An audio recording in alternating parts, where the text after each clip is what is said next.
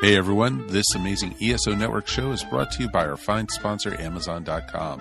Please remember to shop Amazon for all your geeky needs, no matter what time of the year it is. All you need to do is go to esopodcast.com/ESO Amazon, or click on the Amazon banner on the ESO Network webpage to go to our e-store. It's the best way to shop and the best way to support this program, and it doesn't cost you anything extra. Okay, that's enough of me babbling for now. Now on with your regular scheduled show. Hey guys! Hi! Check out Rec Level 3. What's that? We're a gaming, geek, nerd culture fandom podcast. Ooh. Wow! And you can find us every Friday at 11:30 a.m. on reclevel3.com. Yay!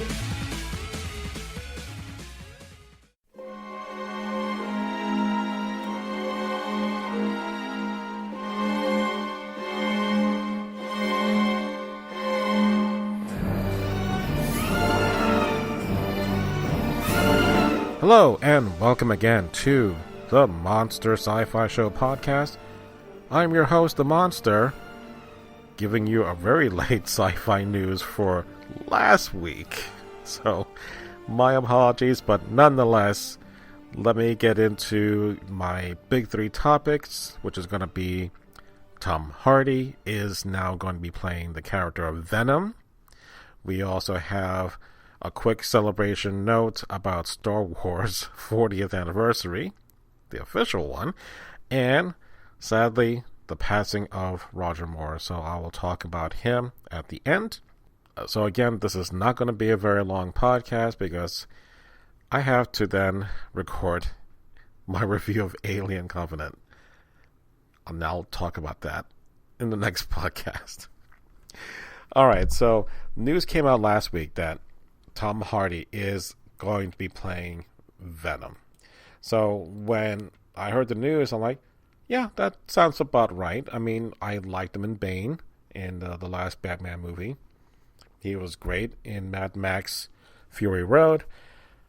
I've never had an issue with his acting or what he brings to the screen, except for Star Trek Nemesis.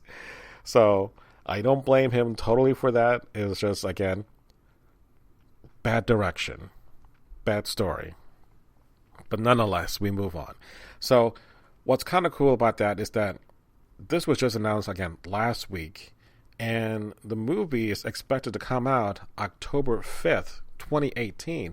So that's not a whole lot of time for this to be ramped into full production, which currently they're in just pre-production. But still, to start this, possibly start filming maybe in the fall, and then having a movie in October. I think that's fantastic.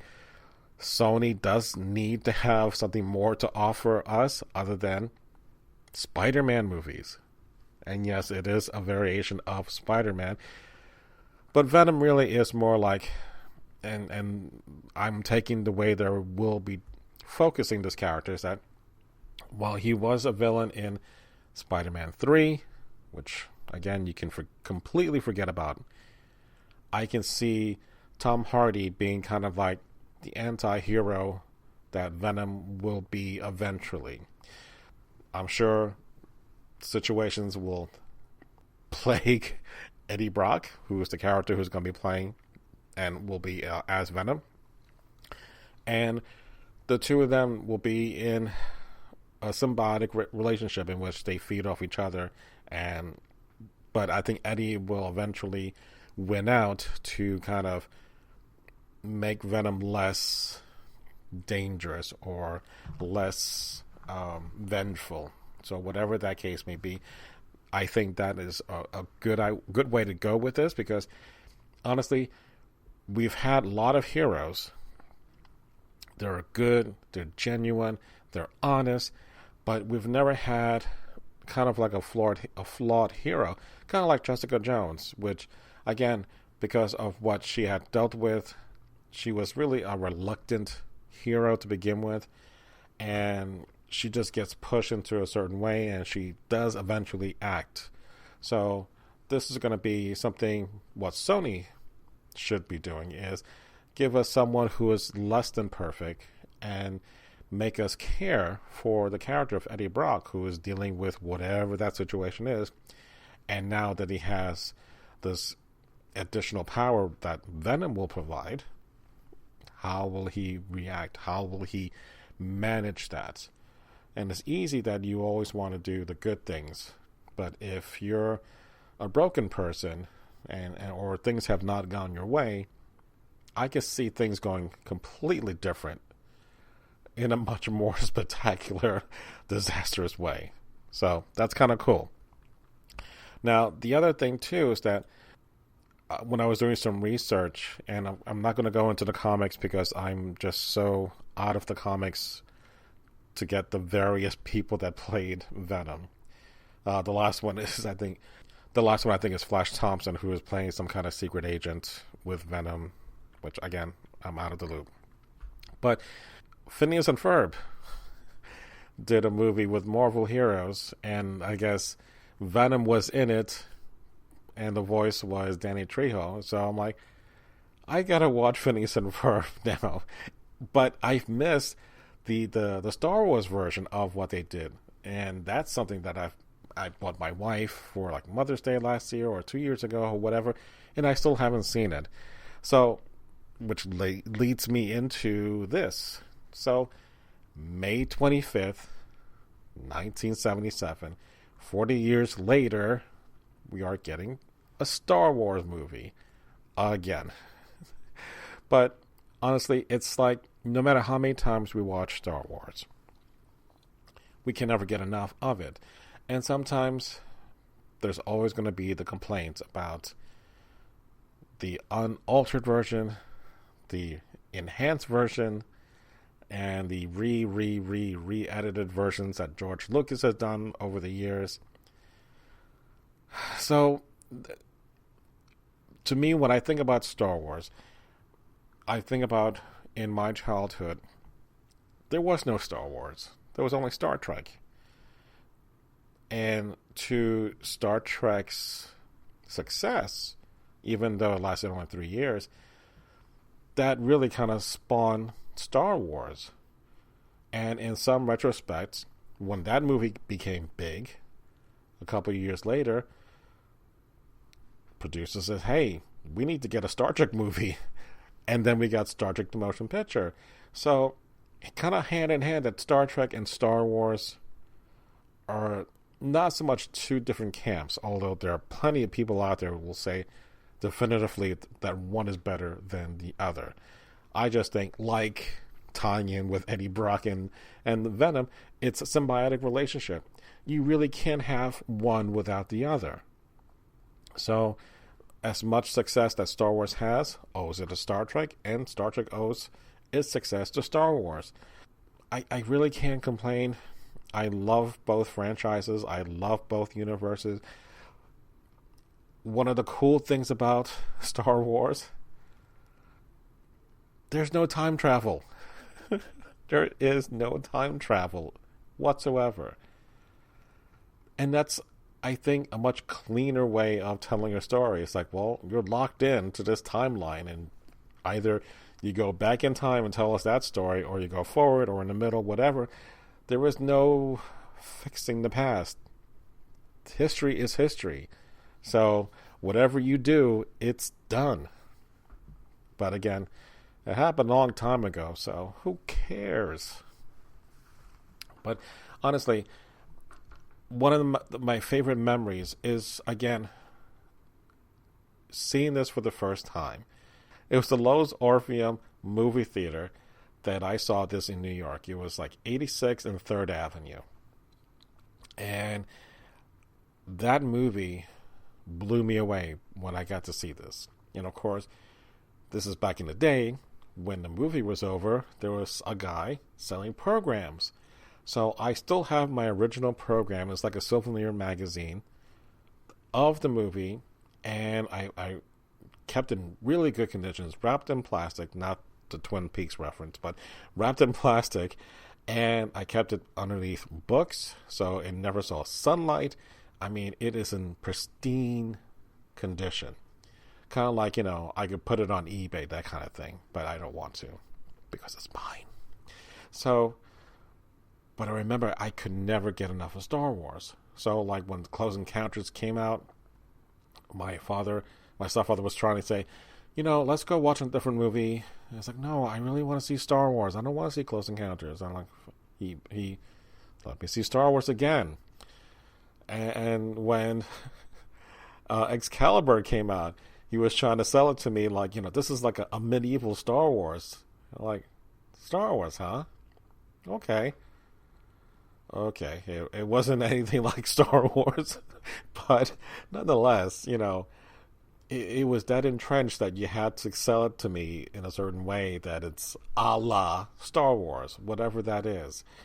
Because, it had such a fresh new take on a genre that was, ridiculed. It was mocked. It was never taken seriously. And it's been that way for years. But again, Star Trek made it serious and made it fun and made it adventurous. So, again, hand in hand, both franchises owe its success to each other. So, you fans can't understand that, then you're not fans.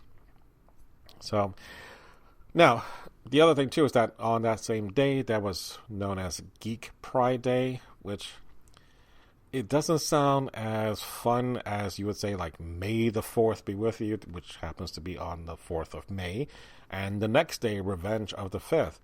So, I think it kind of gets shortchanged because people now are equating May the 4th as a Star Wars Day, as opposed to the traditional May 25th. So, whatever.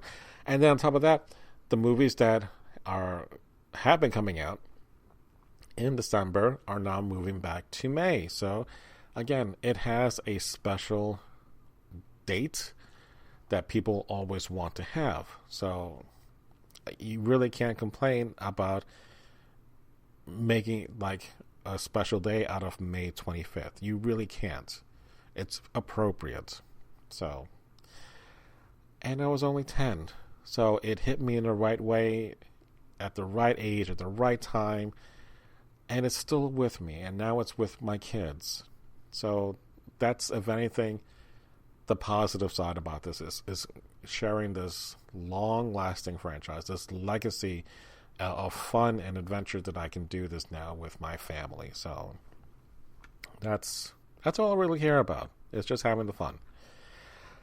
Let me get into the last bit, which is going to be talking about Roger Moore. So he unfortunately had passed away. And again, I've talked about people who have passed before many, many times. And if it's someone who is relatively young or had problems in their lives after their careers had waned, that's when I kind of feel a little bit more sad for them and their struggles. But as I always say, at least that struggle, that they're now at peace and it's come to an end. So, but with Roger Moore, he lived at a really good age till 89. And I was doing some research about how much he's been ill over the years, from like having pneumonia at the age of 5, and he had kidney stones just like any other person. But it just seemed like, he dealt with a lot, and prostate cancer. I'm like, wow.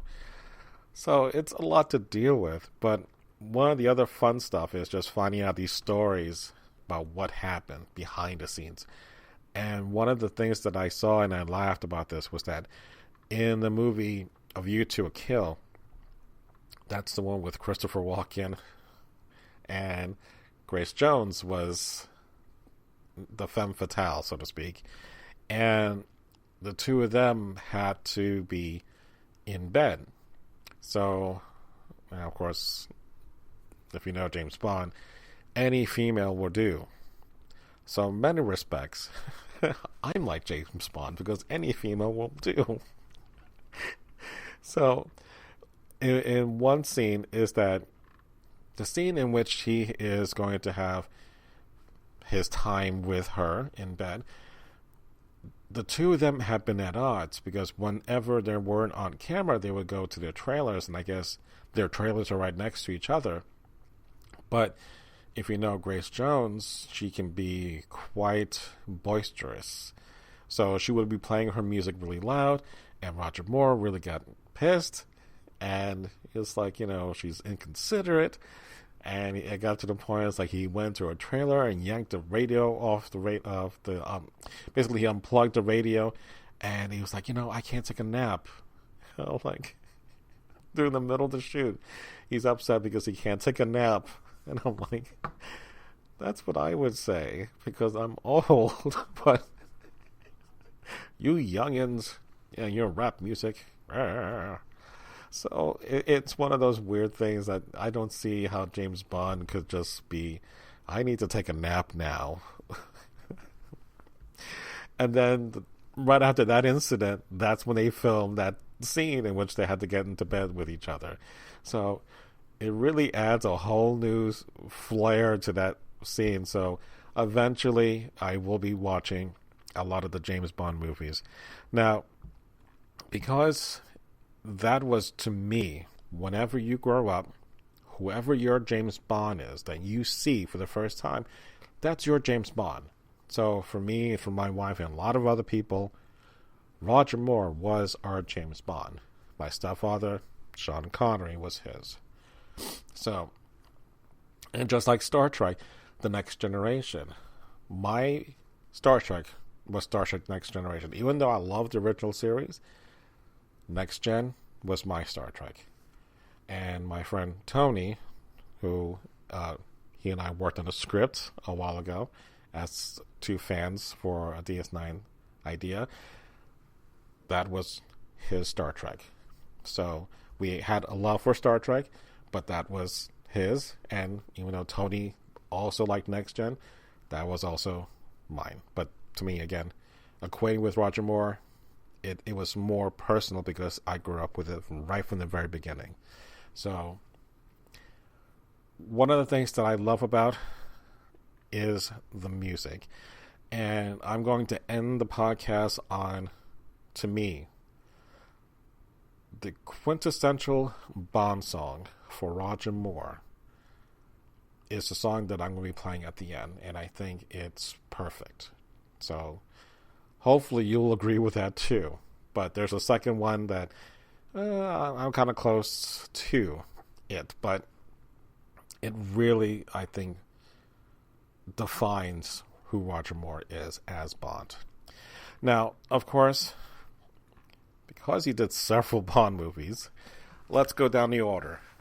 So his first one, back in 1973, we have Live and Let Die. 1974, we had The Man with the Golden Gun. 77, we had The Spy Who Loved Me. 1979, we had Moonraker. 1981, For Your Eyes Only. 1983, we had Octopussy. And 1985, we had A View to a Kill. So, in order of worst to best, A View to a Kill, it is the most god-awful James Bond, Roger Moore movie I've ever seen. Despite the fact you had Christopher Walken, before Christopher Walken became like a living meme, you had a Duran Duran song, which was a fantastic song, but it gets to the point when you see an actor just go past one episode or one movie too long in a franchise, it gets really campy and dumb. This was it, and I really, really hated the way this all played out. Despite the fact that it had Patrick McNee, who was from the Avengers, and completely wasted. Really hated that. Alright, so the next favorite, or the least hated, is The Man with the Golden Gun, which is my number 6. Number 5 is Moonraker. Again, 79. They were cashing in on the whole sci-fi aspect of Star Trek and Star Wars. So I'm like, okay, let's just leave it. I'm fine. Number 4 is going to be Octopussy. Number 3, The Spy Who Loved Me. Number 2 is Live and Let Die, which is, again, the very first one. And my number 1 movie is For Your Eyes Only. So, to me, I think it felt a little bit more even tone as far as action and him being James Bond as Bond, as opposed to, again, the over-the-top campiness that he would like do little looks to the camera that he did a lot more in A View to a Kill. I think this one had a perfect, at least a more even balance, again, of James Bond and the story itself, the action. I was just impressed overall by it. I'm playing the music, so if you can hear it right now, that's the song that I think really defines to me who James Bond is when Roger Moore plays him. This is that song. So I hope you agree with me. But if you don't, it's okay. Let me know. So you can always email me at monsterscifishow@gmail.com. And if you haven't guessed by now, this is the end of the podcast. I'm sorry, folks, but again, I am way behind on a couple more podcasts that I still have to produce. So you can always follow me on the various social networks, Instagram, Facebook, Twitter, you name it, I am there. So again, thank you very much for listening to me and to the Monster Sci-Fi Show podcast, sci-fi from a certain point of view. Good night.